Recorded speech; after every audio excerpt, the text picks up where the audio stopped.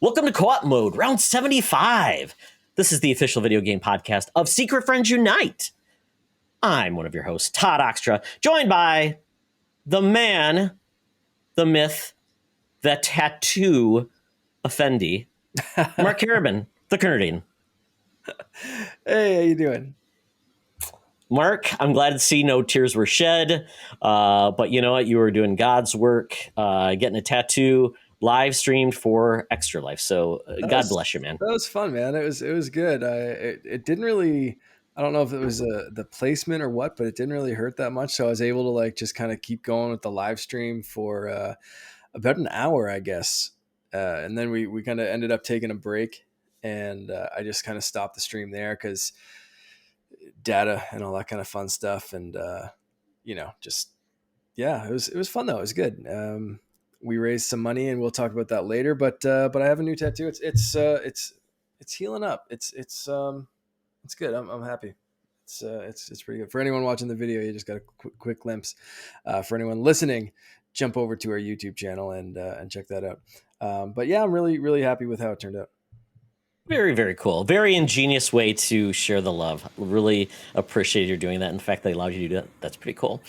Yeah. So, but you know what? We've got a new guest on the Co-op Couch this week. We've got an old dear friend, the bearded wonder himself, Mr. Larry Giver from World 1-1 podcast. How you doing, Larry? This isn't my podcast. Where am I? How did I get here? Oh, Larry, you're in the lair of the Secret Friends Co-op mode. Yes. Larry goes back me from my studio. I know. Larry goes back a long way with Secret Friends Unite proper. He's been on many podcasts. Even he was showing up when we were doing video game podcasts before it was co-op mode, before whatever it was. And I would just try to sneak video games in when Charlie would allow me to do it as a favor. So, Larry, tell people a little bit about yourself before we dig into the gory details. I was born a crotchety, grumpy old man. I came out screaming, "Get off my lawn." About 5.5 years ago, we started World 1-1, and this past year, I have been growing it from a singular show into a growing network of podcasty goodness, of which Todd has very recently and graciously allowed me to volunteer him to be a part of with our newest show. Absolutely. So yeah, World 1-1 has a long history. He's had some great guests on the show and bringing it back to life proper with some new shows. It's been great to see Larry emerge because Larry is one of the nicest people in gaming. So he does not discriminate. He just embraces all gaming. So definitely follow Larry on the Twitters. Although if you can figure his damn name out, there's so many bearded wonders on Twitter. I guess you have to put numbers and hashtags and things in it to even find people these days. Replace the first and the last E with a 3. Perfect. I like that. Very simple. Very simple. Oh, well, Larry, we play a little game to get to know our guests a little bit better and to get to know the co-host a little bit better. It's called Buy, Rent, Return. And you know what? I figure since this was a big day for Xbox, it was their 20th anniversary, the Duke, the big green blob, whatever you want to call it. Oh, my goodness. We're going to do Buy, Rent, Return 3 original Xbox franchises. But we're going to go with a little bit more infamous Xbox franchises. First, Blink's The Time Sweeper. Was it Asterisk? I can't remember the guy's name. The blue guy who killed a lot of people. Yes. And Otogi. I think it was Asterix, spelled with an X at the end. Yes. So, guys, I don't want to give you the easy ones like Halo, Forza, Gears. I mean, come on. If we're going to go deep, we're going to go deep. When that original Xbox launched, people didn't know if this thing would last. It was a weird beast, had a hard drive, an Ethernet cable, really unique box. But it didn't have a lot of games when it launched. So it launched with a lot of interesting titles. So, but they try to nail a lot of different things. They did Japanese titles. They did a mascot. They eventually bought Rare to make games for them. So they've had a wild ride. So that's why I said let's do some things that are a little bit off the beaten path. So once again, Azuric, I think it was Azuric, which was a weird blue guy with a stick, beat up people. Mm-hmm. Blinks, the Time Cat, and the last, but not the least, it's going to be a Togi. So Togi was like a Japanese game inspired with mythology. Very interesting game. So, Mark, you gave me a death stare when I mentioned these games. It wasn't a death stare. It was a confusing stare. I missed. Have you played any of these? No. Okay. So I'm looking these up very quickly to see, I didn't based play literally any of them. I know on of them. box art, what I'm going to Okay. Okay, so let me go a little less deep then to make everyone satisfied if we have to do that. So we're going to go with a little bit different. Then we'll go Fable. Okay. We will go Forza Motorsport, not Horizon, because that's the kingpin that started off. And then we will go with Gears of War. So Larry, since you're first, what would you buy, what would you rent, and what would you return in the days of Blockbuster? Oh. Gears of War can go back. Not my cup of tea. It's a whole lot of brown and a whole lot of bland. Rent's going to be Fable. Fable you can polish off quick enough. Buy for me, shockingly, is going to be Forza. Like, racing is not really my thing per se, but racing games I find I can go back to way more frequently and not feel bad about. Like, I've got a good, like, I'll still crack out Ridge Racer 6 on my 360 or even Ridge Racer DS. Like, those are fun. You know, you get into the arcadey stuff. Really like that. Forza's not quite that, but, you know, I'm okay with racing. Racing's fun. Nice. Nice. Marcus Carabin? Yep. All right. Man, this is a tough one. I'm gonna go very much the opposite of our fantastic guest here, and I'm gonna say keep Gears, because that's really what got me into the Xbox. And when I first bought my 360, it was Gears, it was Halo, it was those multiplayer nights with my friends. I had a great crew playing Gears, especially, and I love that series. So that one's going to be the buy for me for sure. I think for the same kind of reasons that Larry already said, I'm gonna stick with Forza, because you can keep going back to a racing game, but you can also kind of, get a lot out of it. I think in a half decent rental period. So I'm gonna rent that. I'm gonna take what I can from it and enjoy the racing, and then maybe rent it again down the road when I'm feeling like more racing. And then sadly, I'm gonna return Fable, but I am excited for the new Fable. So that's just the series, at least in with these three, that I have the least amount of experience with. So that's going to be and I don't really have a good reason for returning Fable other than the other two franchises I'm just more of a fan of. So that's where we're at. What about you, Todd? How are you feeling with these three? Oh, this one's an easy one for me. I'm returning Forza. I do not like racing games. I have a disconnect when it comes to driving a car. I drive a car in real life. If I'm going to drive a car in a game, I want all of the accoutrement. I want force feedback. I want a wheel, so it actually feels like I'm really driving. Mm-hmm. In a game with sticks, it feels like I could be driving a spaceship. So I just don't have a connection with driving games. It's never connected with me unless I'm like blowing things up or there's a cart involved and I do goofy stuff. Oh, well. Does it make a difference, Larry, if you have a wheel set up?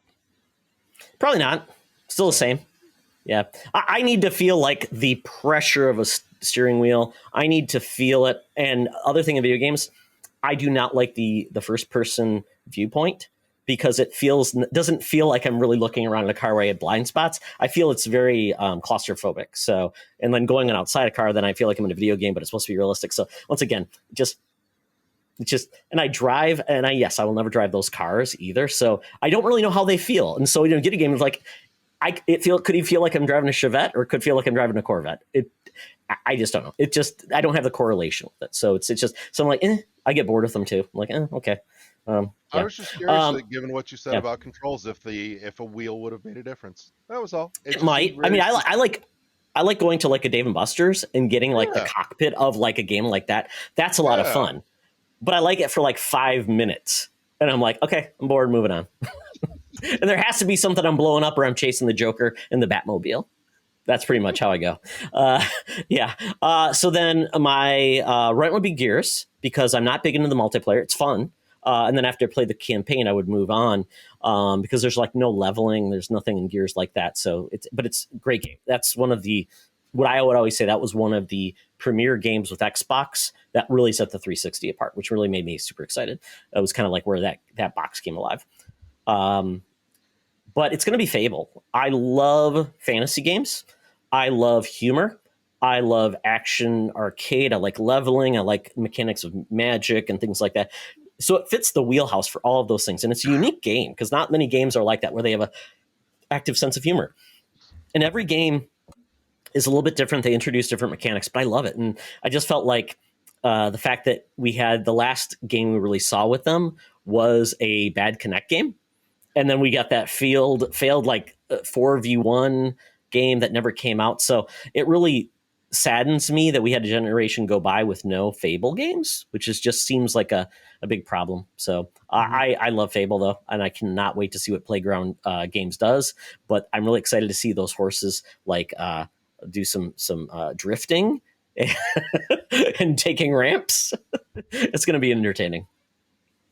I think that maybe where the disconnect for me was, that might have been what put Fable in the return column, just because there has been such a gap with a few duds kind of placed in there, and just, I think just that kind of disconnect where there's been at least something in the other franchises that has kept me coming back to those franchises. So I'm wondering if that's kind of where my brain faltered a little bit about which one I'd choose. Talk to me in a year and I might have a completely different answer, when the hype for the new Fable game is kind of at a max. I hope they don't disappoint. Peter Molyneux, I mean, God bless him, but that man could tell you that his game will feature a live birth of a baby, and what you get is basically a Cabbage Patch doll in a field, and you pick it up. He hypes things up, he makes you believe, and then he gives you something that doesn't exactly fit what he was trying to deliver. And that's where I think he went a little straight, but that's okay. I've said for years that whole thing should just be called getting Molyneuxed. Yeah, pretty much. Yeah. R.I.P. Lionhead. It's a sad. That was back in the days when Microsoft killed off studios. Lionhead was a really fun studio, but oh well. You know what? Thanks for your inputs. Next time, if they make Azric, or I think Blinks is backwards compatible and Otogi is too. Maybe try them out.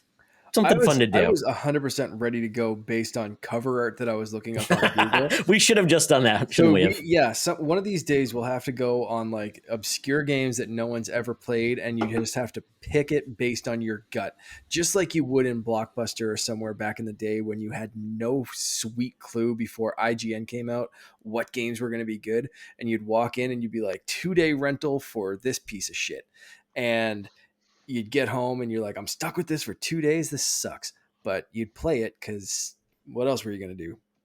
Or you look at the back of the box and it would give you like features, and it's like 35 levels. Well, that's a lot of levels. That's good. Might as well. I think that's our future. Like box, you have to choose the game by the box and its description. I think that's a perfect future game arc. We'll go with that. What is it? Would it be like, can't judge a game by its cover? Yes, we can. Yeah. All right. Well, let's get into what we've been playing, gentlemen. It's been an interesting week with, Extra Life, with the podcast I share with Larry. We do a lot of games, very quick reviews. So I've been playing a lot of games, but I did some, trimming my games to talk about the big ones this week. So Larry, let's get started with you. What games have you been playing? Let's see. Dread is still on my list, and it probably will be for a long, long time. It's gotten to a point where I will pick it up and just spend time running around because it feels good. games brought me so much happy. So, I started screwing around with what is the title? Grood, Grood.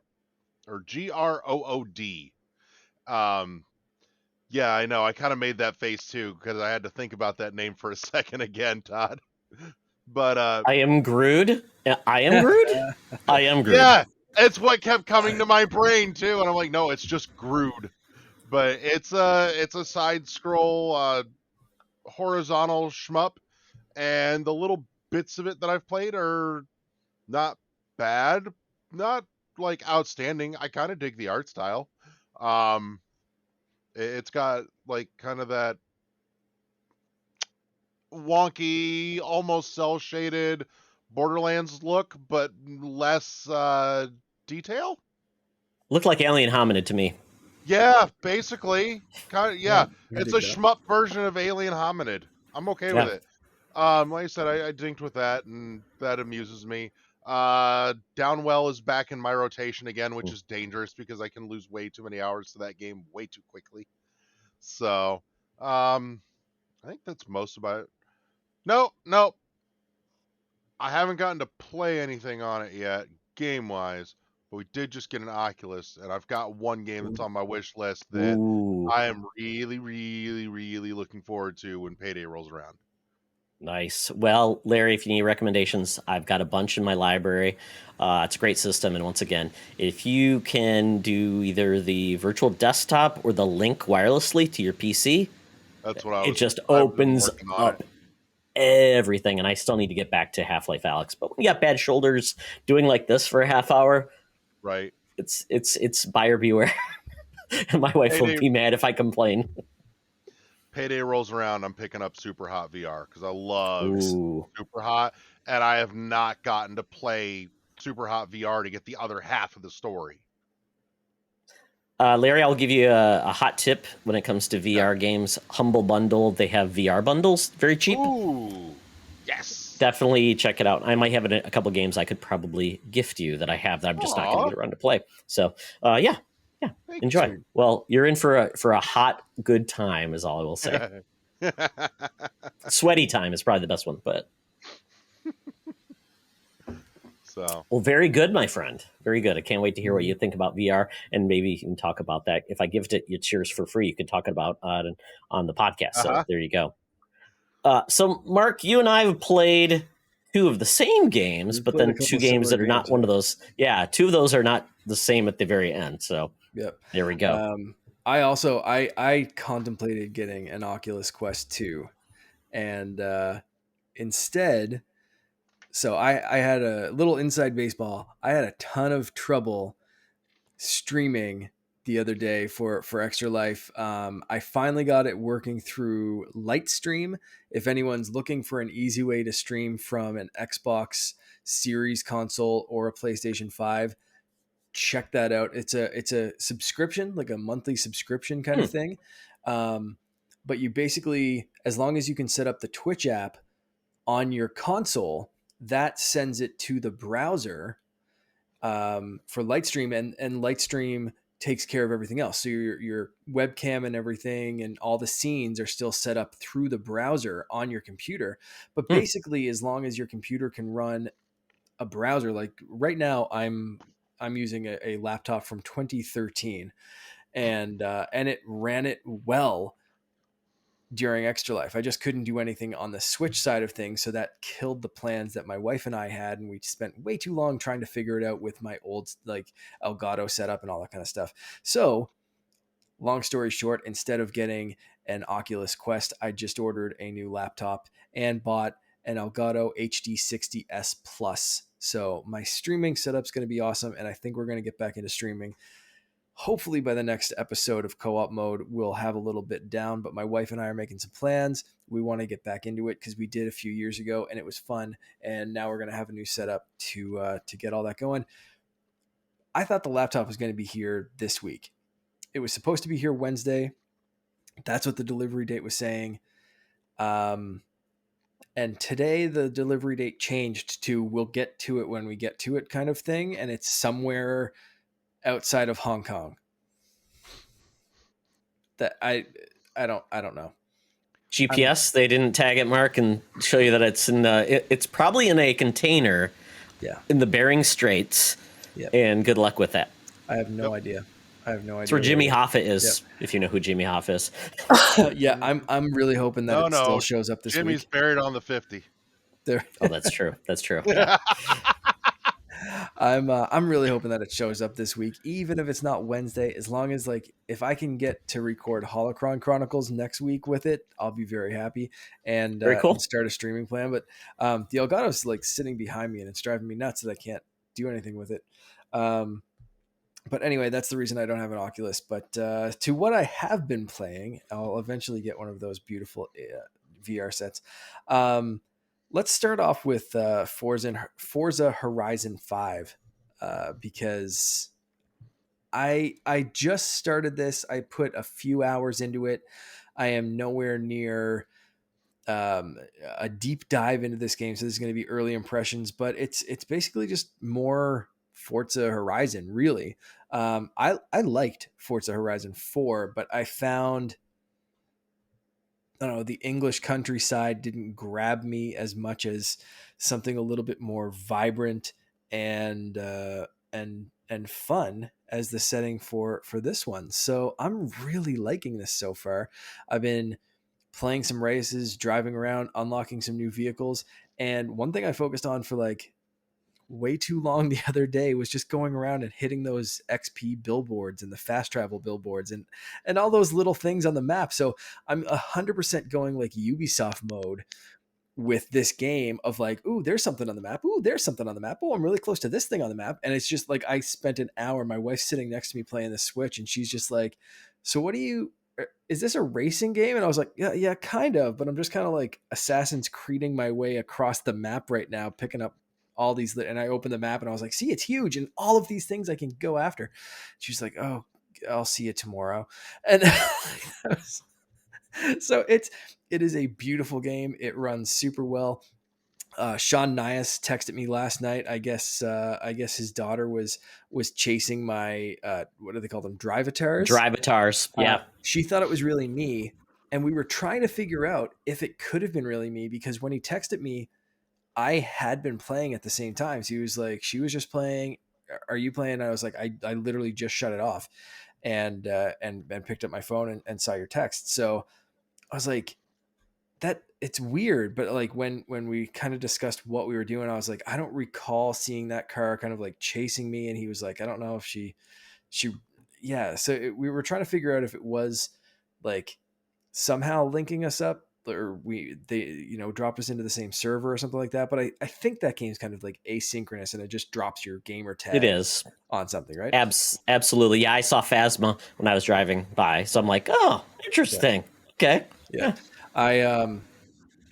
I knew that's how it was when you were racing, but I wasn't sure how it was in the open world because I think it's anywhere you're in the open world. I think they can just come across your path, and which is fun. Yeah, but the drive tars are primarily to see, are you beating someone in their time, and so yeah, you can race. So I did a race there were a few people that I knew, but Sean Capri was in first for a while, and at the end I passed him and crossed the finish line, and I may or may not have screamed "Suck it, Sean Capri" out loud in my house. And again, to my wife's glare of what is wrong with you, and she was like, is he actually playing? Are you talking to him? And I was like, no, I don't even have my headset on, and it's just a ghost with Sean Capri's name. But yeah, there we go. I hold no ill will to Sean Capri. He's a lovely human being. But when we're racing against each other, suck it. So that's that's Forza Horizon 5 for me. Todd, what have you been thinking about this game? It feels like more Forza Horizon. I know everybody's saying this is the greatest thing in the world, the game of the year. I'm like, it's more Forza. And I think people are just so in love with the game as it is. They want it to be appreciated. And I totally get it. But to your point, it is Far Cry 6, the driving simulator.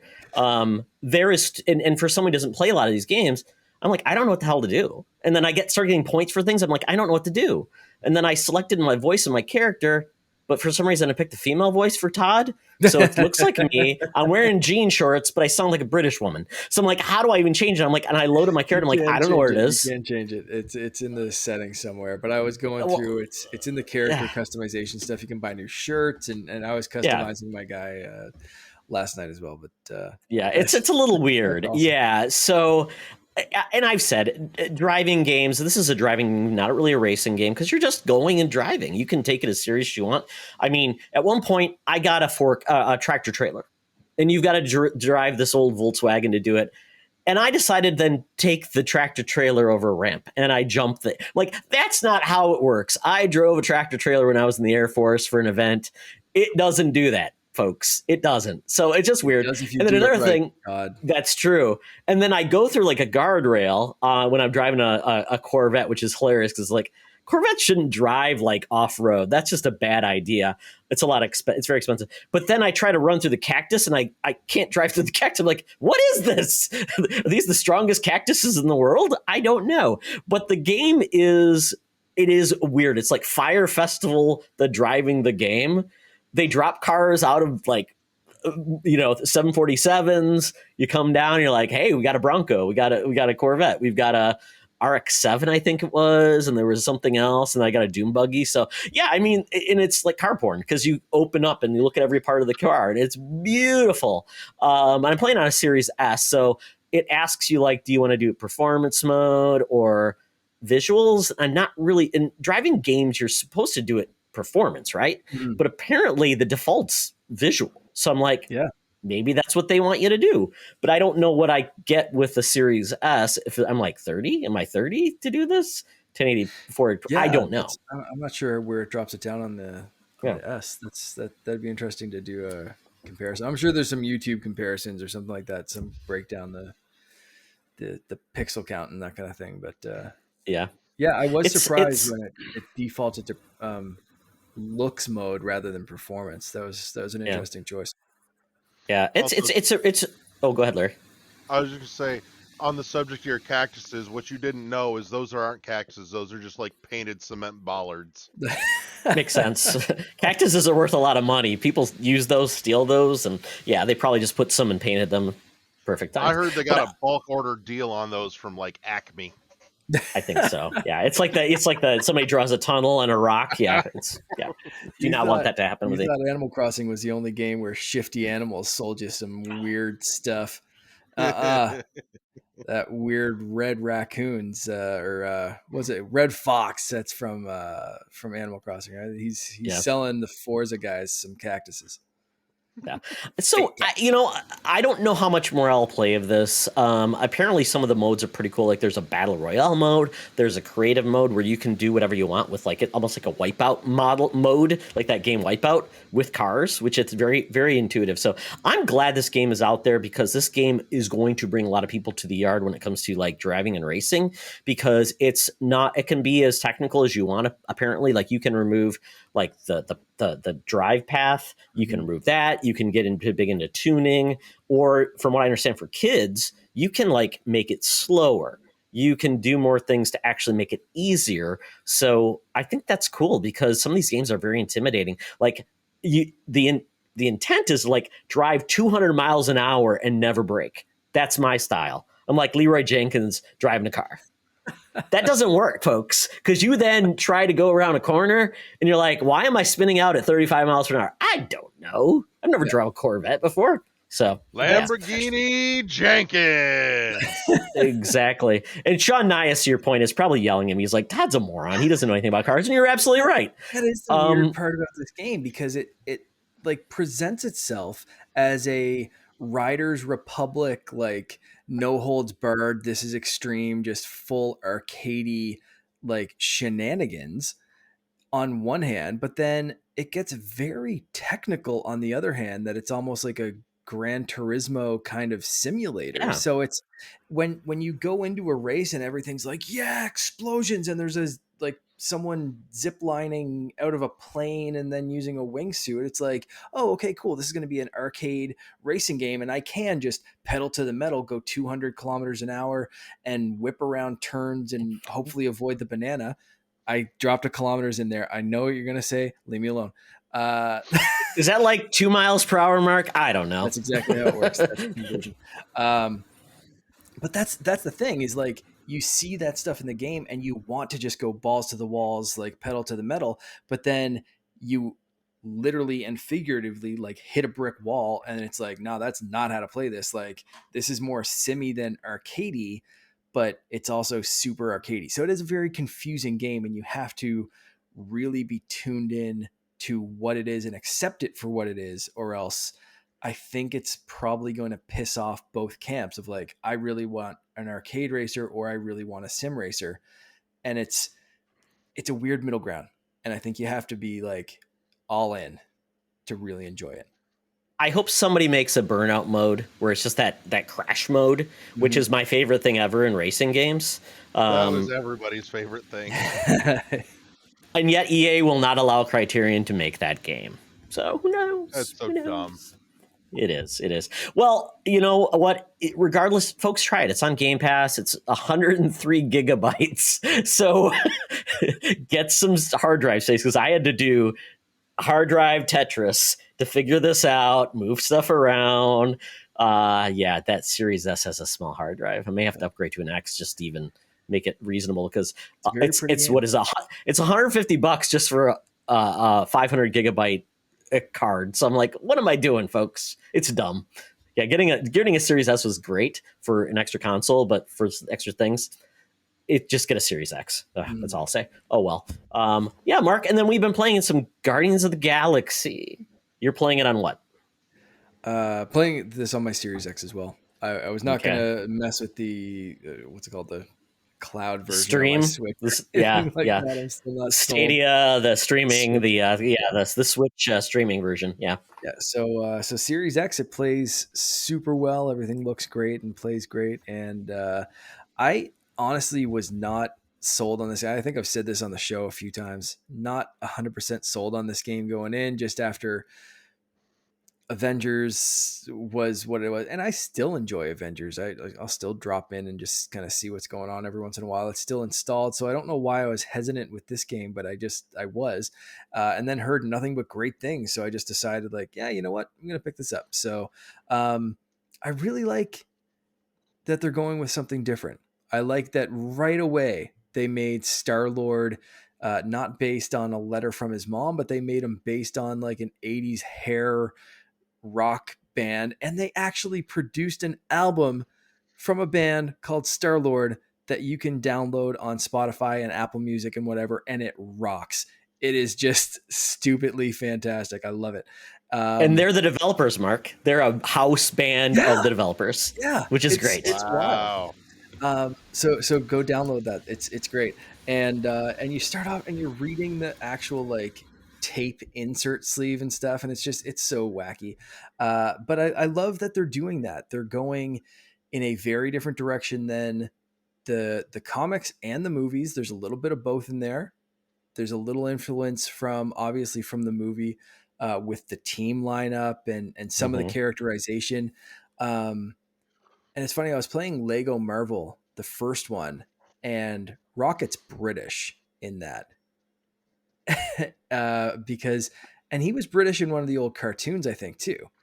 And I think the original comic book he was. Like a Cockney accent. Yeah. So like this Rocket being like, an American sounding kind of thing, kind of fit into, I think, what most people now expect after Bradley Cooper. And it's, I'm loving this so far. It's got a lot of like choices and personalization that you can kind of make the story go how you want to. And I don't know how much that actually affects stuff because I'm still fairly early in. It's great, man. I'm really enjoying it. How are you feeling? I'm absolutely adoring this game. This is by Eidos Montreal, so this is owned by Square Enix. It's another Square Enix team. People were nervous about this game, but they made it essentially a standard linear superhero game, third-person action. But I would call this a leadership simulator. Yeah. You are the leader of this team, and you are directing your team on what to do. You bring them in, you bring up a command prompt, L1, brings up then the characters you can select. So Rocket, Groot, Drax, Gamora, and then you choose their attack. And then you can upgrade their paths so they have more attacks. And it's great. I love it. And it's a unique take on it because Star-Lord's not the most powerful. There are more powerful people on the team, but he is a complementary person. His powers, his blasters, and as you get through the game, you get more powerful. You do upgrade, and it's great because there's one power. Mark, have you done a huddle yet? Yes. Okay, huddle is one of the coolest things I've ever seen before. It's an action, and Larry, I'm not sure if you've seen this before, but it's an action you take where you bring your team together, just like in a sport. You bring them together in the huddle. You try to build them up. Like they're depending on the mood and how you're doing the battle, they'll say, "Oh, I can't believe he did that." Kind of the tension of the group, and how you choose then how you want to address them. Like, do you want to be kind of a little bit silly and goofy and bring them up, or do you want to be more of a true coach? I don't know. I've made great decisions every time because it's like, we don't know what you just said, and then they leave. But if you do it right, it powers everybody up a little bit, which is a cool mechanic. And the music that plays in the background through all of the game is a love letter to the 80s. New songs. It plays in the Milano. It plays in different areas of the game. The flashbacks to your relationship with your mother is fantastic. You explore your house. It's high on the 80s. Some things are not real, but you have a Chewbacca figure, which is great. And because they're owned by Disney, so it works out pretty well to do that. So it's very fun. But you find out Star-Lord was a band he loved, so that was what influenced him. He has it on his back of his jacket, and it just and there are parts in the game where it feels overly talky at the beginning. You don't do a lot of shooting. That changes. You do. It's a more of a better balance between that. But the characters are always interacting with you. They're not waiting to talk to you. They're talking to you. Dialogue's good. And I'm really enjoying this game a lot. This feels like my Phoenix game, Mark, from last year. Yep. Just the surprise. It's the game I'm putting every other game on hold to keep playing. So, and I love and like you said, Mark, it's not the one from the movie, but the visual style is more akin to the comics. And so I would say they're more like that. And I really like their take on Drax because Drax is a little more complex. Rocket is Rocket. And this Star-Lord's a little bit convoluted. You kind of think he's kind of a jerk, but you see where he's coming from, and they do a good job bringing him around. Gamora's a little bit different. They reference her dad, obviously. And then, I'm really enjoying the game. So I think I'm like an Act 8. I'm not sure how many acts there are, but I've heard this game can get up to 20 hours long. So it's a substantial experience. It's definitely meaty. Yeah. I've been enjoying just watching you rave about this for the last week on Twitter. It's fun, and it looks beautiful on PS5. Mark, you said it looks great on Series X. Some people said there was some performance issues. I think those might have been solved because I haven't experienced any, but people that played early, so they said so. I mean, it's a great game. So this is a great redemption for Square Enix, considering there's been some contentious things with the Avengers and the way they poise that game and the where it's coming out. And I'm glad this gets Redemption Saga. And I'm excited to see what Marvel does next with their properties because we're getting that Midnight Suns game. I'm hearing there's some other games potentially getting made that could be really cool. So I like the fact that they're doing the Star Wars approach with Marvel games now, where they just find the best developer. They don't get stuck with one and then have to hopefully shoehorn it to a developer. So I'm excited to see where they go next. Absolutely. Does anybody besides me find it weird that like superhero movie tie-in games really dropped off and disappeared for like a whole decade? Yes, and two of the best ones are. I was gonna say two of the best ones are trapped on because of licensing rights, and we'll talk about this in the Xbox era. But the Captain America game, and then the Wolverine game, you can't play those now, and those are good games. It's just so bizarre to me because for the last 10 plus years, we as a culture have been losing our collective minds over the MCU, and there was like no games to go with any of that. No. Early on, there's like Captain Shang-Chi America would have made a great game. Yeah. That Sifu game. It was when the first the MCU first started, we were getting a couple, but I found they were more like DS games, and maybe a little easier to produce kind of a side-scrolling action game or something like that than it would be the full kind of 3D movie tie-in that has to be rushed out and that kind of thing. And like I remember getting, I think, Captain America and Thor at least video games, The and they Hulk were had one too. okay. Oh Yeah. yeah. Oh, the Hulk had the Hulk Ultimate Destruction, which was a great game, and I think that was Yeah. before the MCU. Which then we didn't really get a Hulk game, and then we got the Captain America game. Mark, I don't know if you ever played it on like the 360 or the PS3. It was really fantastic. The mechanics, the way it played off of it, was really well done. And then we had that Wolverine game by Raven, who doesn't even make games anymore. They made their support studio. I mean, we had Wolverine really doing cool stuff, and if you take damage, your skeleton was revealed. But yeah, those are the exceptions to the rule. Yeah. Yeah, I will say though, they're doing their own weird, like different takes now rather than movie tie-ins. yeah, if you own a Wii, do yourself a favor and play Batman the Brave and the Bold, one of the best video game hero games of all time. That game needs to come out to modern consoles because it's beautiful and wonderful. Oh well. Cool. Yeah. So Mark, you've been playing. I've heard this game is like a pedometer. Yeah, simulator. It's basically just a fancy pedometer, really. It's Pikmin Bloom. So I don't know if playing is the right word, but I've been walking around with my Pikmin on my phone. So for anyone that hasn't seen this, it's by Niantic, the same developer that did Pokemon Go. And essentially, yeah, you just kind of like plant Pikmin, and the more you walk, the more they grow, and then you pluck them, and you have your little Pikmin squad following you around. You can send them on expeditions to pick up more seeds or fruit or gifts or different things like that. And basically, you kind of plant flowers as you walk, which is kind of neat. And you can kind of see a big map. So like all around my block where I usually walk, there's flowers planted. There's a ton around my house because I forget to turn it off, and it just keeps planting flowers around my house. So that's kind of cool. And yeah, like there's no real like point to the game as far as like there was with Pokemon Go. Like, you know, you want it to go out and find where these Pokemon are hiding. It's not like to find the yellow Pikmin, you have to go out and find one in the real world. You just like find a seed, and you can do that. Like I could literally send my Pikmin on an expedition to pick up a purple seedling or a red seedling right now from where I am. So I don't have to go chase them like you did in Pokemon Go. So yeah, this is really just kind of a fun new pedometer, and it keeps track of your steps, and you don't have to have the game running. It knows from your phone or your watch or whatever you're wearing. It has the same kind of adventure sync that Pokemon Go eventually had.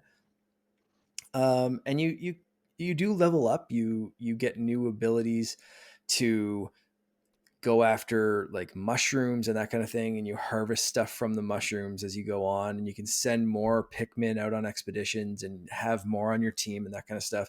So there is some like light gamification to this, but realistically, yeah, it's not like so much of a game as it is kind of like if you want a little extra for your pedometer app. It's cute though. I keep going back to it like a couple of times a day, and I'll just send my Pikmin out on expeditions, and it can take anywhere from like a minute to an hour and some, and they just come back with goodies, and I see what they brought me. It's cute.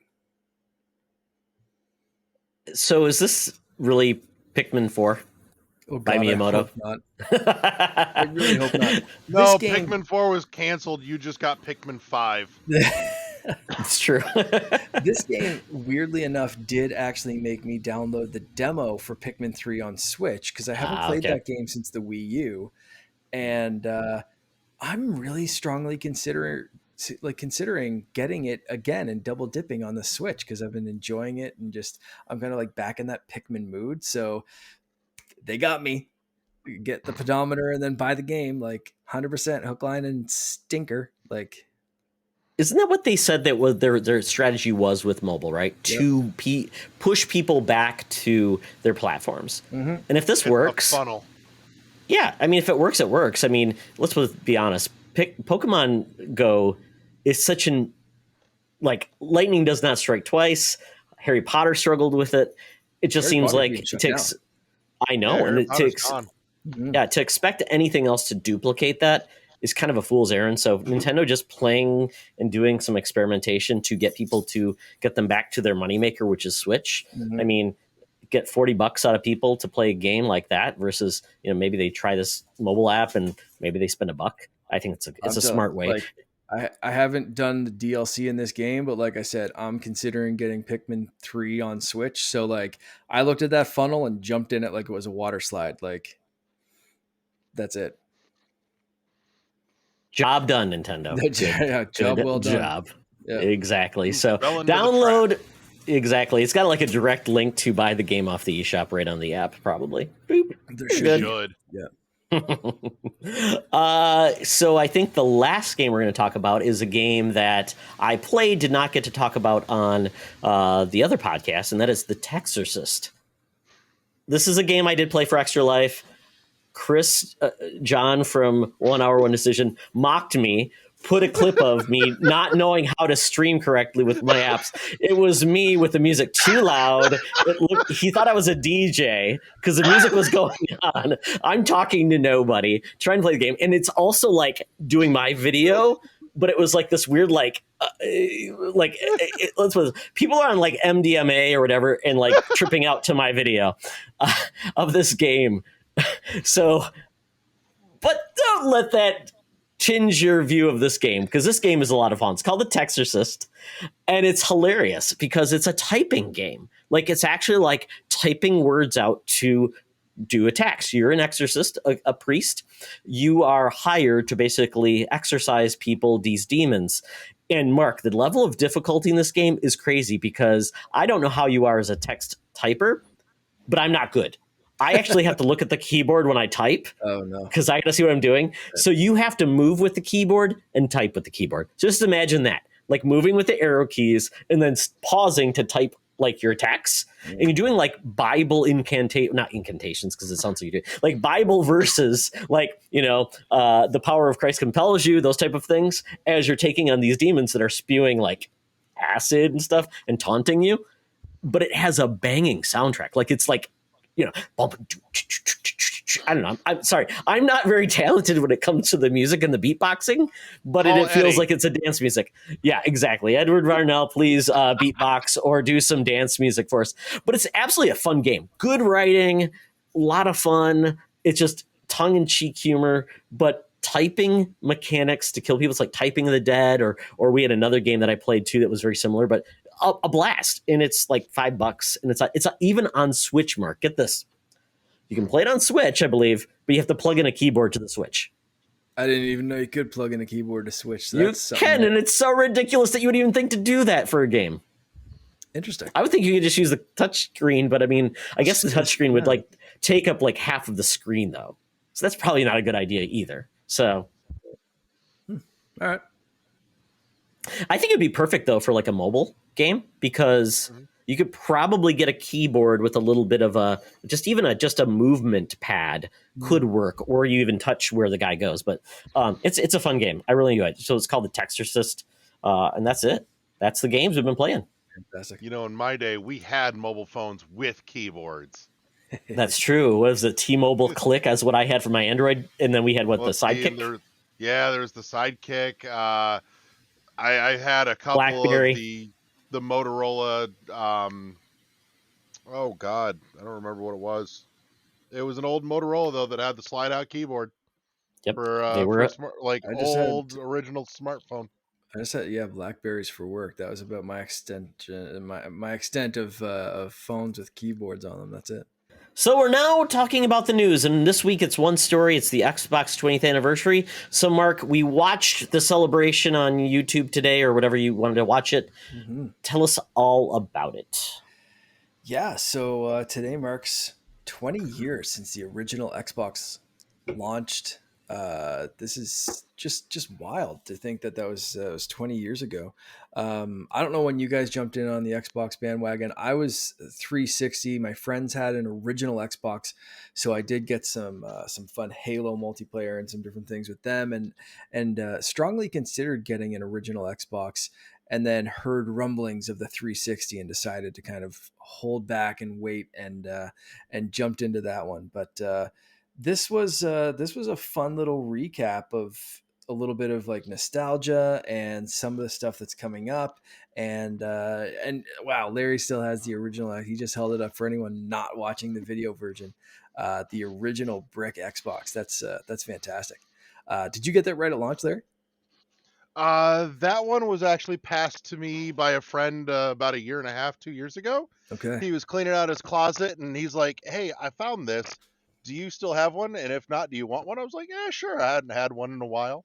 So I figured it was a great opportunity because I had a handful of original Xbox games that I quite loved that I hadn't gotten to actually play in ages. That's awesome. One of my personal favorites, though. Oh, Advent Rising, which good news, Larry. It's now backwards compatible. Mm-hmm. So Signed by Tommy Tallarico.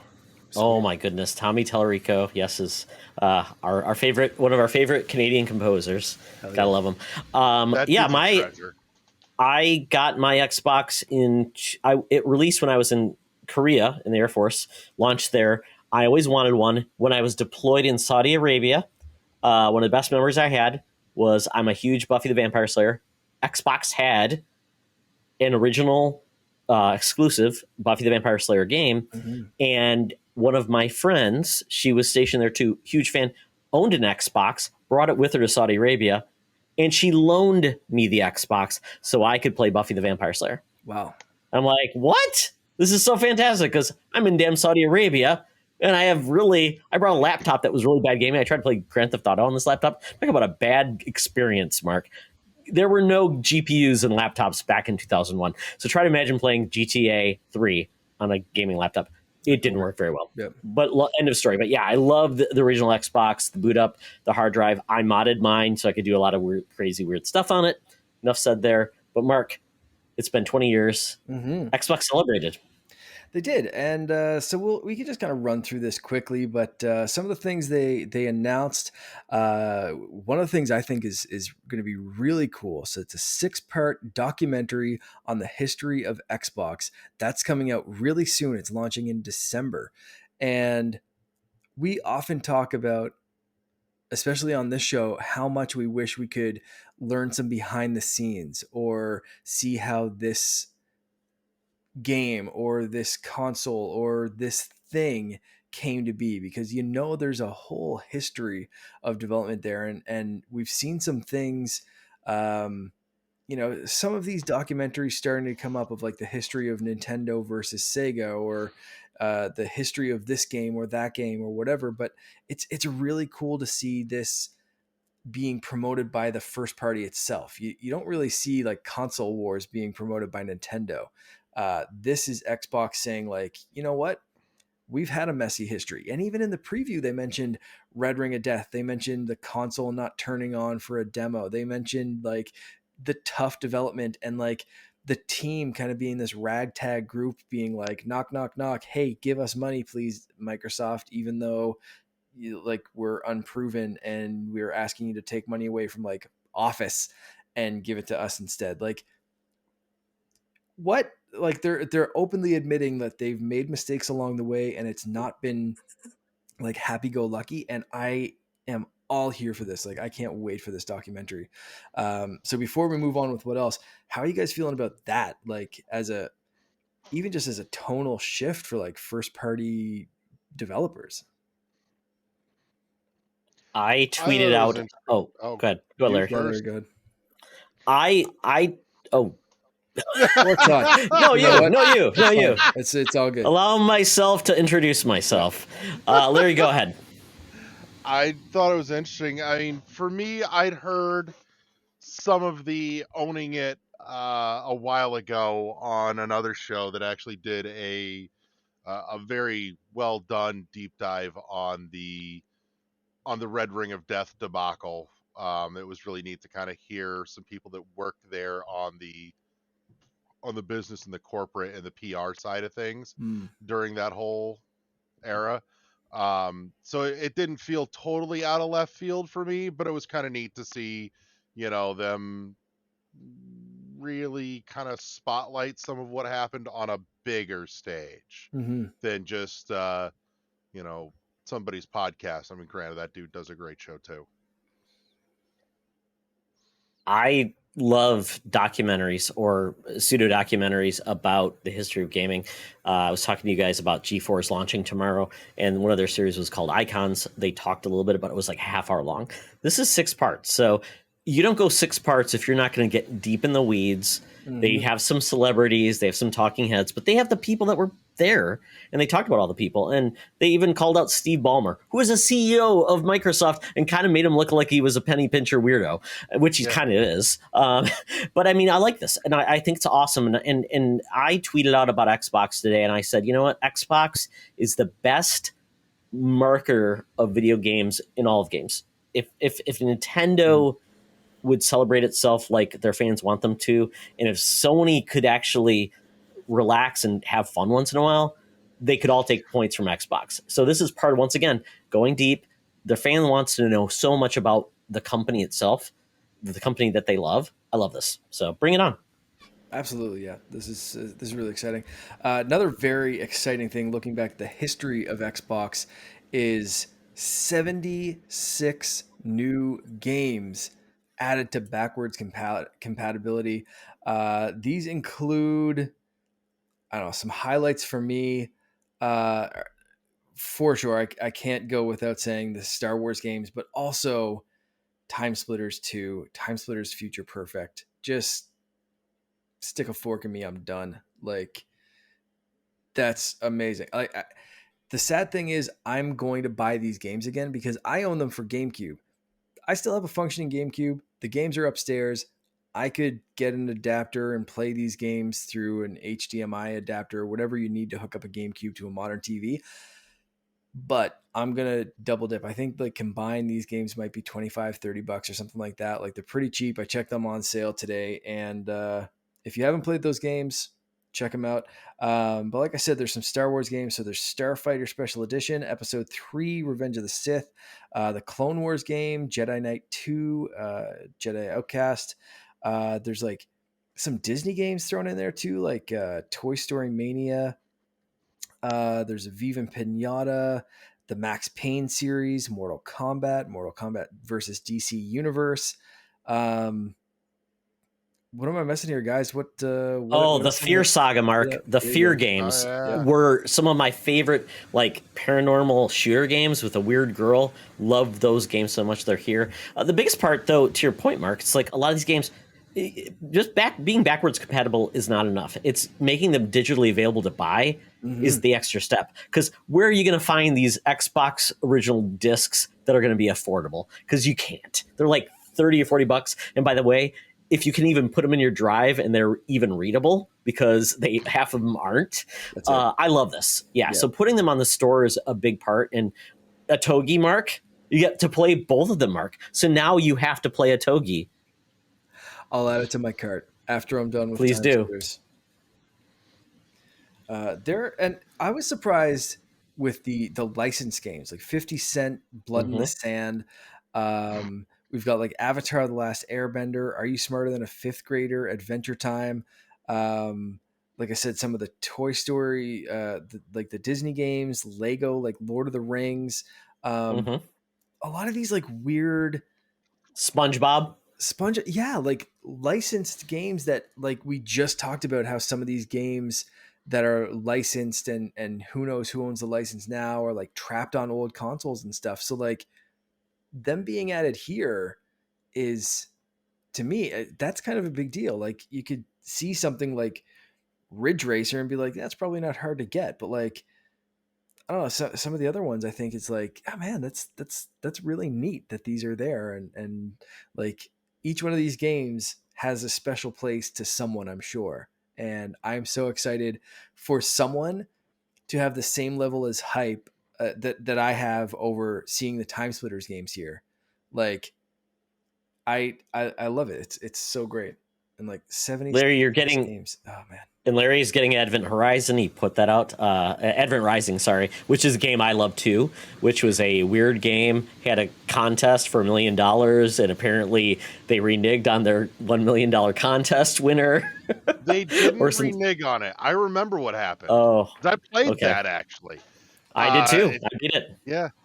No, they ran into like technical issues. Like there were things that weren't performing correctly with the contest stuff, and so what they did is they're like, okay, so we can't get this to work right. That's our bad. So everybody that played, pick like two of our $50 games. We'll send them to you.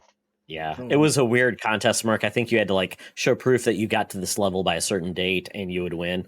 And yeah, it was a fun game. I really like the game. I don't know if it holds up still, but it was a very cool premise. And the way the game ended, like I wanted to play more. And yeah, it's never to be. There was supposed to be more, and the studio went away and all that. Yeah, kind of sounds like Time Splitters that like. Just there needs to be a new game. So I'm hoping, and maybe these games being backwards compatible, like they can have the proof now that this many people have played this game backwards compatibility, whether they bought it from the store, brought out their old disc, whatever it is, they'll have that data that they can bring to publishers or whatever, or whoever holds these rights now and say like, look, we've got 6 million people playing Flaming Monkey Tag on Time Splitters Future Perfect. Let's make a new one. Like there's that kind of hope, I think, for any one of these 76 titles to be like, hey, this is kind of seeing a resurgence. This is great. So if you have a game that you want that, start kind of manifesting that, start getting a crew together and playing that or streaming it or whatever, and like get some hype around it, because you really never know what's going to happen with this data, but you can be damn sure someone's going to be looking at it. So that's another exciting part, rather than just like playing these games in general. Like that's the part that excites me.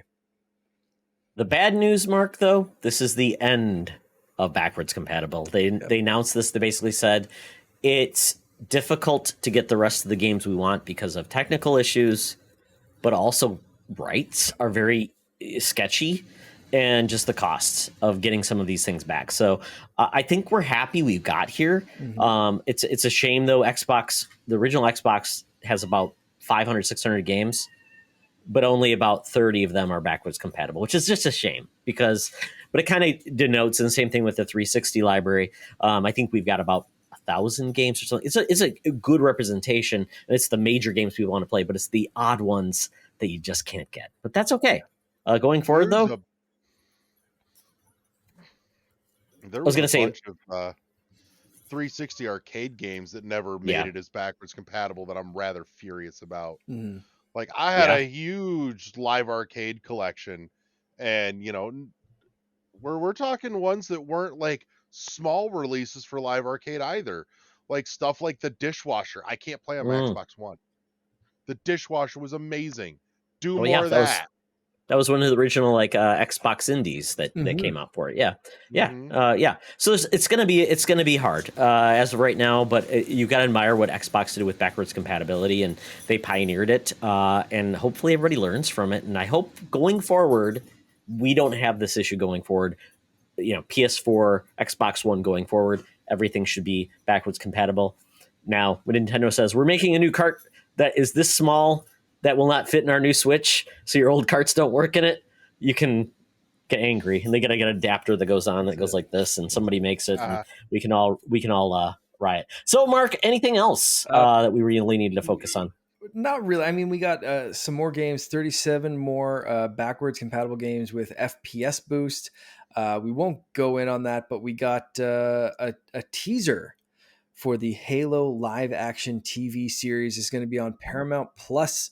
So I don't know how many people subscribe to that service, but where is that in Canada, Mark? What is Paramount Plus in Canada? I think is that you a can thing? Actually get Paramount Plus in Canada. Oh, good. Because I looked it up after this, and when I searched Paramount Plus Canada, it just came up with the Paramount Plus website. So I think I can subscribe to this, and I definitely will be when this Halo show walks around. So very, very quick kind of tease. We didn't see too much, but Master Chief's presumably Master Chief's back and putting on some armor and putting on the helmet and that kind of stuff. And it's shoot, I forgot the guy's name. It's the tall dude from American Gods, the leprechaun. Oh, okay. Okay. Oh yeah, yeah, he's a Sounds ginger. weird. He's the tall leprechaun from American Gods. But if anyone can recall his name there, so I know there's someone shouting it at their speakers right now. Thank I'm goodness looking it up very it's going to quickly. include Pablo Chief. Schreiber. Okay. Yes. Yeah, I'm very happy that this isn't like beating around the bush somewhere. Oh, you just missed Chief. He was just there. Yeah, right. Like He's not here anymore. they could Yeah. easily do that kind of thing and just have this as like, oh yes, we're exploring the cafeteria where the Spartans ate their lunch every day, and it's like that kind of stuff's cool to explore sometimes, like weird bits of the galaxy, but like this is kind of the time for Chief to shine, and it's been so long in the making with movies and shows and this and that and whatever. Like, just let's get this out of development hell and like really rock it. So I'm hoping this kicks a ton of ass. I would say if you want to take Mark, I think if you watch The Witcher on Netflix, there's a way to take a protagonist that doesn't say a lot and really do a lot with the character and the people around him. So I think that doesn't have to be an excuse. Just because Chief doesn't tell you a diatribe for 38 minutes and goes on a soliloquy and does these things, he can still be impactful with few words. So all we need is a minstrel to sing the toss a coin to your Spartan, and we've got a hit on our hands. Get a really goofy AI that is this wacky sidekick. It works. Writes itself. I like it. Larry, how are you feeling about this one? What was the Halo movie from a number of years back? Was it The Fall of Autumn? Well, there was Until Dawn, right? That was one of the series they did? I think that was... No, it wasn't a series. It was just like a movie. Okay. But it was like a direct DVD type dealio thingy. I don't remember what it was, but I actually really liked it. So, Halo is kind of take it or leave it for me as a series. That said, I've played through it all. I like the story. It's not the most super amazing thing to me, but I still enjoyed it. I really think it wasn't until like 3 and 4 that the story hit like peak excellence for me personally, and 5 was a rolling dumpster fire of trash. But no, I'm curious to see what they do with it. I'll be interested to see if they can actually pull something worth a damn together, because it feels like they've definitely danced around it long enough. Mm-hmm. So I looked it up. There is a collection that you can get right now called the Halo the Complete Video Collection. Includes Halo Legends, Halo Forward Until Dawn, Halo Nightfall, Until Dawn, that's what it was. And Halo the Fall of Reach. So there are various things they've done before, but I would say none of them have been really the pinnacle. And originally this series was supposed to be on Showtime, which Showtime is a smaller network, but I mean has some critical success. But Paramount Plus is all of Viacom now, CBS and Viacom. So think of like Nickelodeon, all the Star Trek, all these things. So it's getting to be like a bigger TV, thing, Mark. Yeah. Mm-hmm. Yeah. So it's becoming a bigger thing. So I think this is a good home for it. So and Charlie and I both have access to Paramount Plus, Mark. I'm not sure though if it will work overseas in the land of Canada, but we'll see. Yeah. No, I'm definitely not opposed to jumping on a new streaming service, even just for a bit. That's kind of how we operate it now in my house. We have the standards like Disney Plus that I just get a year subscription to,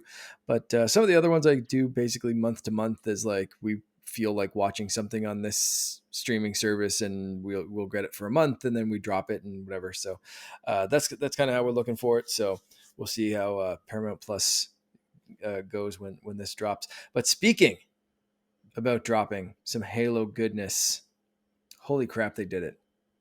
Like, there were rumblings that this was going to happen, but like I didn't really believe them. I don't know about you guys, but like you see those kind of things and it's like this Spider-Man No Way Home trailer that's going to have Godzilla and King Kong and Batman teaming up with all 4 teen representatives of Spider-Man from the 1970s onward. And like you hear all these kind of things and it's just like, okay, what's really going to happen? And they freaking dropped Halo Infinite's multiplayer today. Like, what? what a treat. That's just great. I don't know. Todd, you said you had a chance to jump in. I have not had a chance to jump into this multiplayer yet. What are your thoughts in the quick bit that you've gotten to play? Sure. I mean, and I really think this is where we are going to finally understand what it truly means to have the multiplayer be standalone. It's free. Mm-hmm. Anybody can play it if you have a PC or an Xbox. You are taking the barrier of $60 away or Game Pass away to play this game. You can buy season passes, things like that, to get into the loop of it. And the cool part about this is the season passes apparently don't expire, so you can buy whatever season pass you want, play as you want, which is very unique. And I don't know how it works, but it's cool that it's there, and it's very flexible versus maybe a Fortnite where it expires and you don't get to go back to those things. Mm-hmm. Don't know. Don't care. But it's very. It just sounds more like DLC than a season pass. It kind of is, really. And it's kind of interesting where it lives, and it's their way to basically say, by the way, multiplayer is the number one thing that is Halo. I think that's the key message here. The campaign is interesting, but they know that only a small percent will probably play the campaign all the way through. Some people experiment, but you have to own a copy or Game Pass. They know that's not how they're going to play. So I think that's interesting that they've decoupled it, which at first they said, you can't do that. But I'm like, they're calling this a beta, but this is truly the launch because all of your progress carries forward. It's open to everybody. Mm-hmm. So I'm glad that they're just saying this is kind of a formality, and the campaign is coming on December 8th. And this is when it officially launches. But you know what? It's all on like Donkey Kong. I played some of the open stuff before I tried it. So I jumped in just at the very, play with bots, play with the team, get to know the thing. I did that. I'm probably not the greatest person to tell you about this. It feels like more Halo. I don't know. The coolest thing about this, though, that I took away from it, I love the grappling hook. I think it's the coolest thing they've added that makes traversal really cool and fun, adds a unique burst. They added a new weapon that I'd not seen before, which I don't know if it's unique or not, but it's like basically a revolver shotgun, which I find very interesting, which is very cool. So it's like a 6-round revolver shotgun. So you've got slugs in it. You're good to go. Take on people. I played it. We won the first round. I only played the one round. Sweet. Retire. So what that's what I will do. I got an achievement mark. I'm good to go. I'm day one. Hey, I'm in. I'm the best player there was. No, but more will come. Like you can get this cool samurai armor that's coming that people saw at the preview. Very cool. What I'm hoping though is, and I don't know when it's coming, but I want PvE. I'm not a multiplayer like guys running around the map and killing each other. I want to play against a common enemy. We don't have to worry about humans killing me. We're having fun doing it. So I hope that comes. Mm-hmm. And I know we have to wait till we get co-op campaign, like 3 months after it launches. So that's where I'll be excited about the multiplayer, where it's really playing with others for fun in a bigger, more context. But I think if you like Halo multiplayer, this will make everybody excited because it looks beautiful and plays well. And that's the best way I can speak to it. Larry, you jumping into this? I know you said Halo is not really your jam, but is this something you're going to experiment with a little bit? Probably not, because the extent of I played Halo and I think it's all right. It's a decently made game. It's not, like I said, my super jam, but the absolute antithesis of this is my jam is online multiplayer anything. I just don't. I'm like, I'm sorry, like the worst people play video games online, and unfortunately they all have headsets too. Yeah, it's hard to mute people. I don't need that. Yeah, I really, when I was playing this though, Mark, that was the one thing I'm so into Bungie and playing Destiny. I wanted a double jump.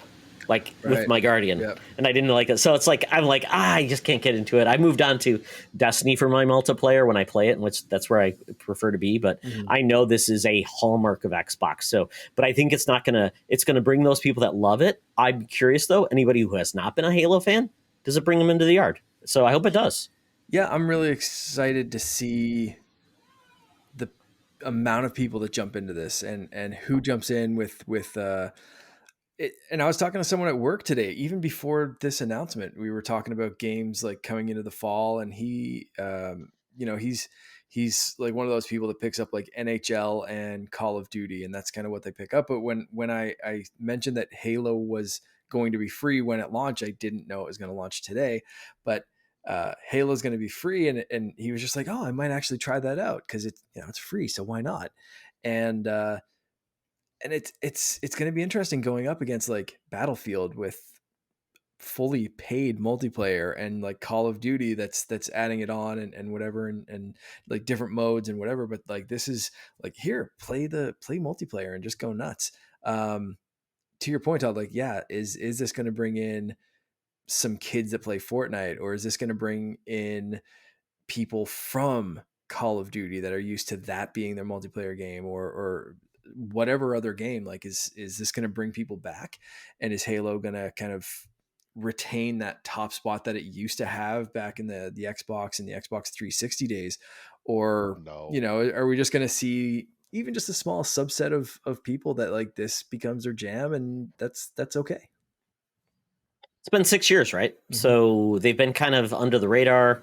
5, nobody loved the campaign. People loved the multiplayer, though. So, and once again, opening this up to everybody, if it's free to play, removing the barrier, I think is going to be a unique case study.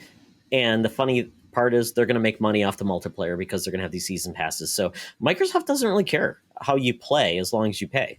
That's it. For sure. I can't wait to jump in. So I think after we record, if I'm not falling asleep sitting here, I'm gonna at least play one match. But I have been up since about 20 to 6 this morning, so I might not make it. Mark, the good thing is it's not going away. It's there. It's going to be there for you, buddy. Yeah. Well, you know what? I'm excited for Xbox. They brought in The Rock. That was my favorite. Hopefully everybody gets a Xbox fanny pack and the gold chain and a turtleneck, and we can have a good time. But, congratulations, Xbox. This was an experiment that has lasted and is really a success story. So congratulations to the whole Xbox team. Mm-hmm. So very quickly, we're going to go to the bonus round. This is a fun topic that I don't think requires a lot of discussion, but this is really more of a level setting to say, we've got Game of the Year coming up, folks, in like a month or so. So co-op mode will go through the whole year. We will announce in January. So we are under no pressure to have something, games can go to the very last minute and speed decided. Mark and I will have our individual picks, and then the highest game that is on our playlist together will be our official Game of the Year. So I can tell everybody how mine is done, but I want to hear, Larry, how do you go to, what is your methodology for your Game of the Year? Me personally, it's just which game that delivered the most for me. On a personal level, I don't think there necessarily has to be any real significant rhyme or reason to it.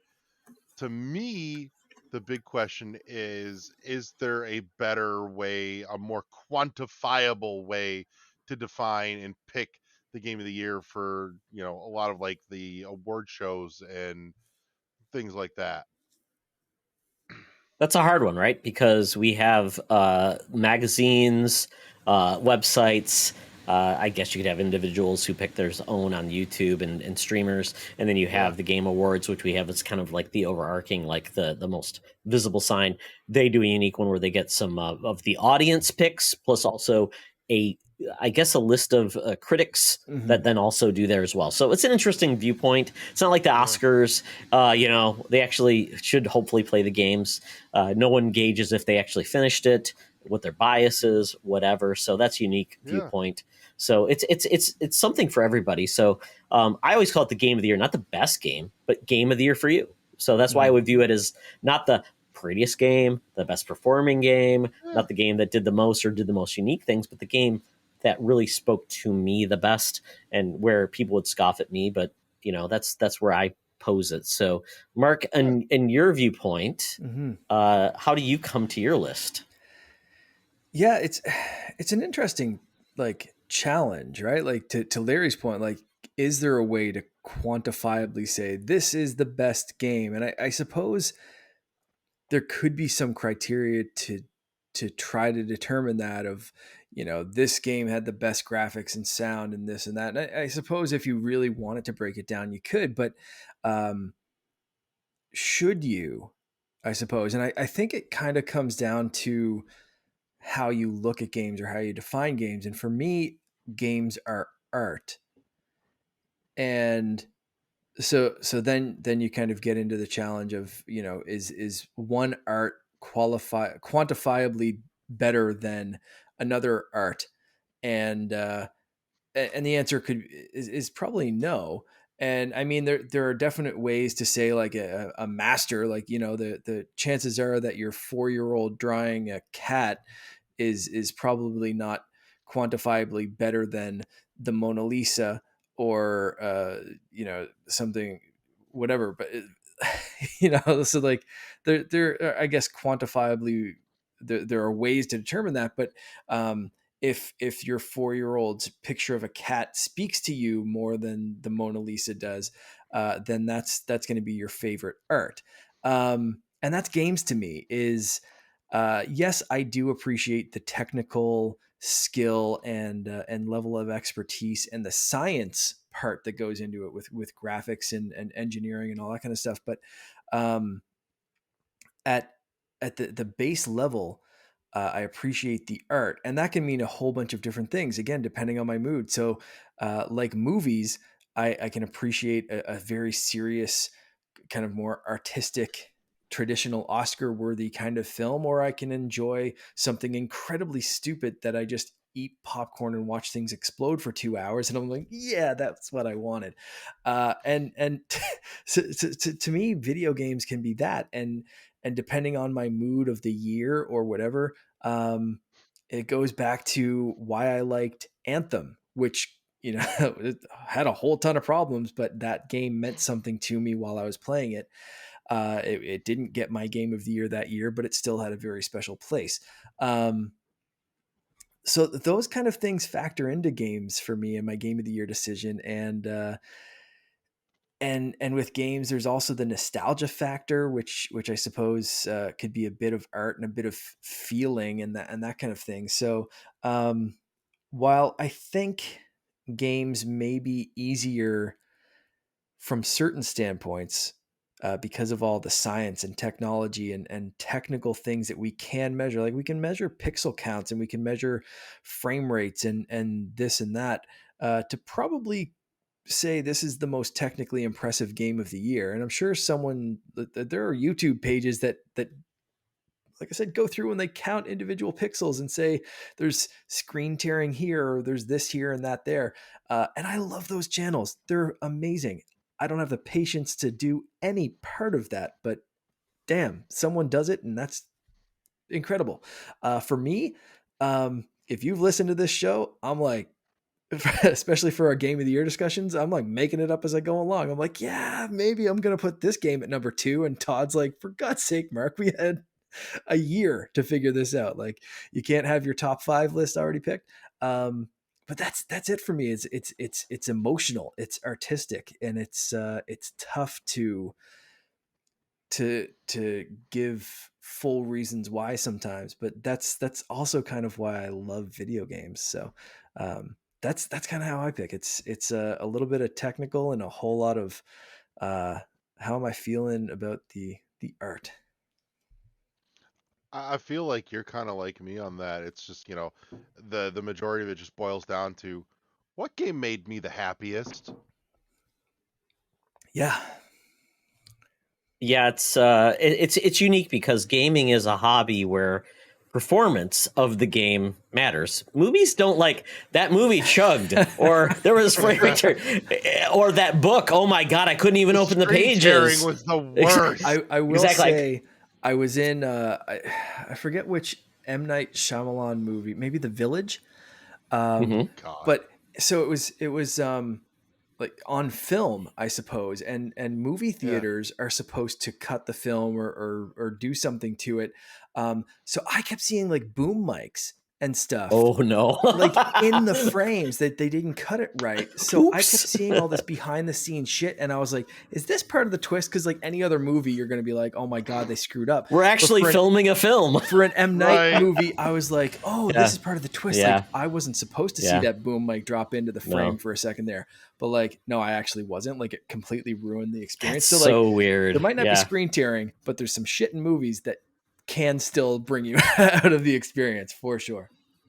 Or how you saw the movie. Like I saw the original Fellowship of the Rings in a movie theater in Korea where it was badly lit because they kept on bringing the lights up. It had subtitles down the side. It was just a bad experience. So yeah, it's weird that, and then you also have to be good at games. Like you don't have to be good at watching movies. I mean, you can be dumb, you're like, I don't understand what happened, but it's like in a game, you got to be good at it. And somebody's like Dark Souls is not going to be your game of the year because you can't beat it, or it just doesn't click with you. So gaming is such a weird.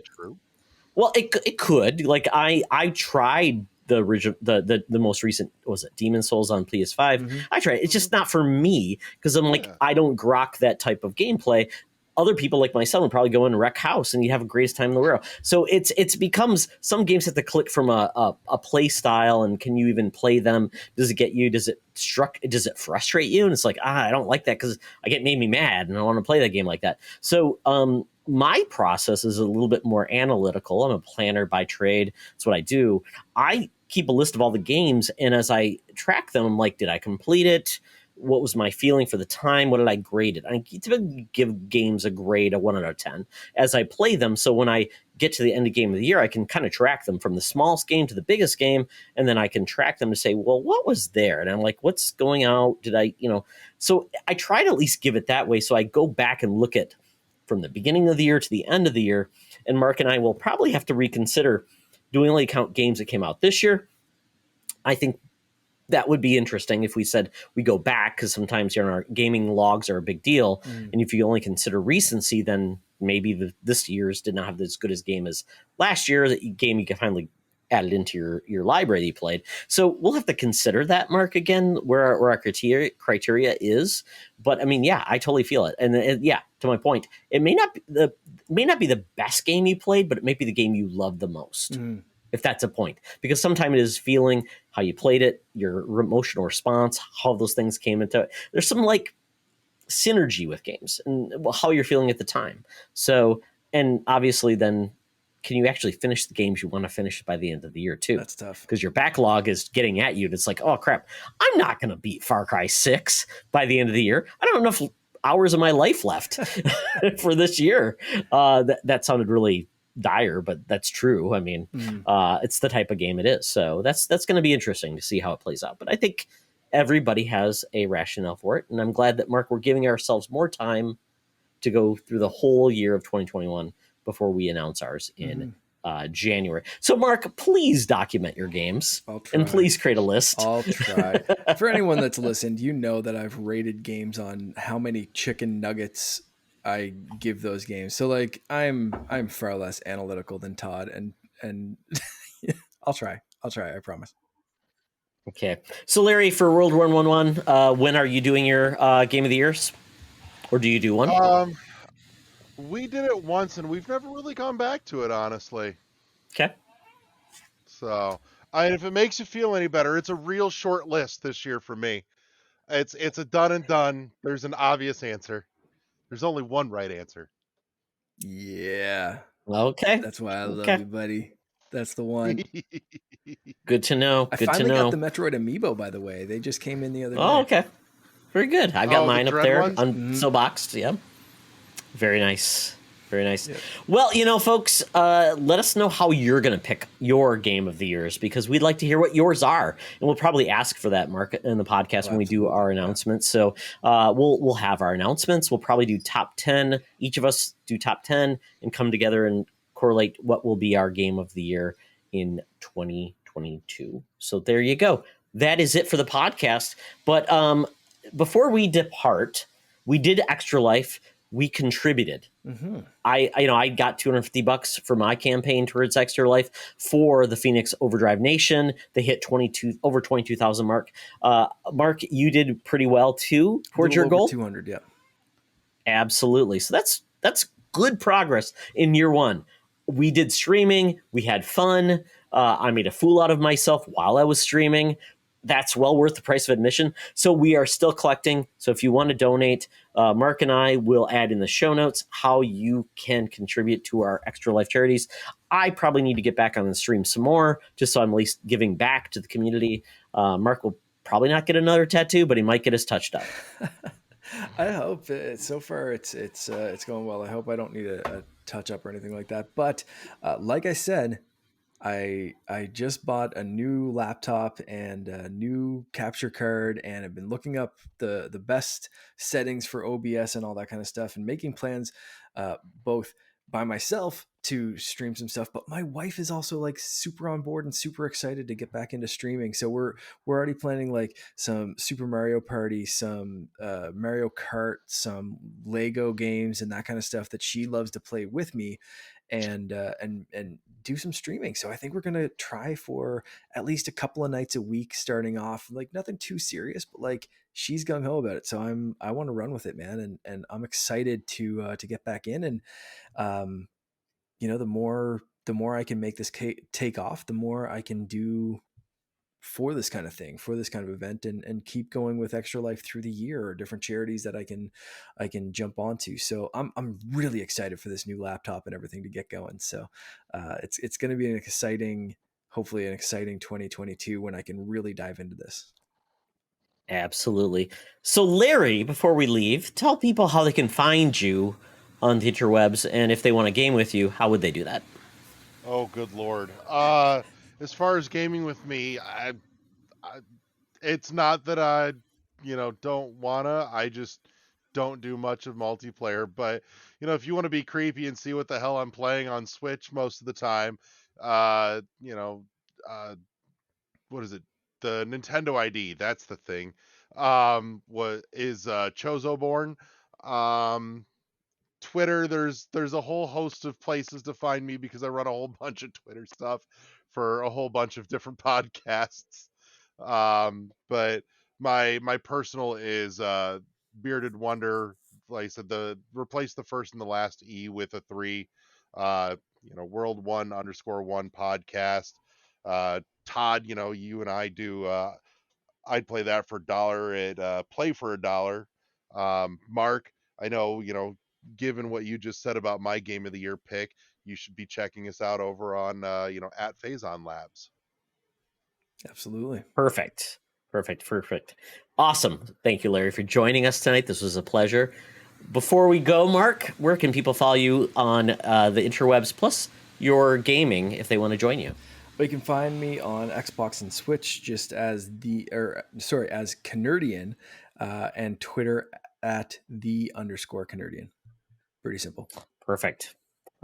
And I'm on Twitter at Teoxtra, and on the various platforms, Spartion98 on Xbox and Switch, and Spartion1998 on PSN. So there you go, folks. Another episode. We had a blast. Happy birthday, Xbox. And with that, Mark, thank you. Larry, thank you. And remember, folks, it's always better to game together. This podcast is part of the Secret Friends Unite podcasting network. Visit secretfriendsunite.com for more great shows, articles, news, reviews, and more. Secret Friends Unite podcasts are available on Apple, Google, Spotify, and other podcast services around the world. If you'd like to be part of the conversation, you can join us on Facebook or our new Discord server, or follow at Secret Friends U on Twitter. Please subscribe to Secret Friends Unite on YouTube and visit our merch store at tpublic.com. Just search Secret Friends Unite. Thanks for listening.